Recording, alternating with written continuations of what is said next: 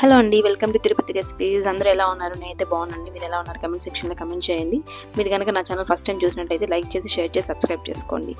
ఇవాళ నేను చపాతీ ఎలా తయారు చేయాలో చూపించబోతున్నాను. Let's get into the video.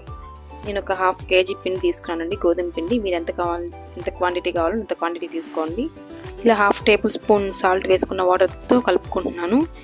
ఇలా కొంచెం కొంచెం వాటర్ వేసుకొని బాగా మిక్స్ చేసుకుంటున్నాను అండి. ఈ విధంగా బాల్ లాగా వచ్చేలాగా. అందులో 1 టేబుల్ స్పూన్ ఆయిల్ వేసుకుంటున్నాను. ఆయిల్ వేసుకొని బాగా మిక్స్ చేసుకోవాలండి. ఇలా బాగా మిక్స్ చేసుకొని మన చేతికి స్టిక్ అవ్వకూడదండి పిండి.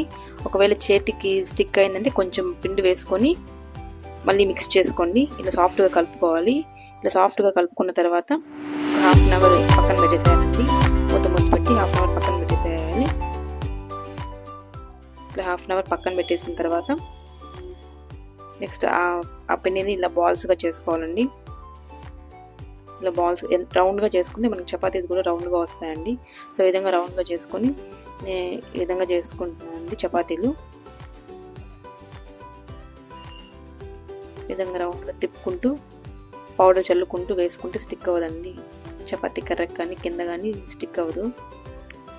ఇలా తిప్పుకుంటూ పౌడర్ వేసుకుంటూ రౌండ్గా చేసుకోవాలి.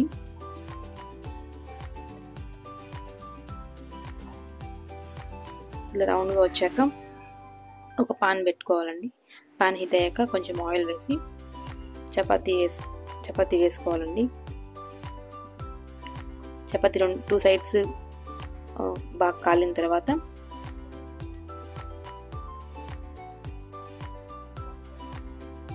ప్లేట్లో సర్వ్ చేసుకోవడం అండి.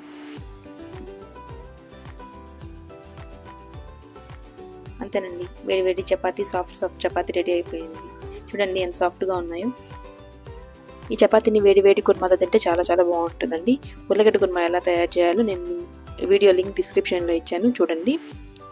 మీరు కనుక ఫస్ట్ టైం నా వీడియో చూసినట్లయితే లైక్ చేసి, షేర్ చేసి, సబ్స్క్రైబ్ చేసుకోండి. Thank you so much for watching. See you next tasty and delicious videos.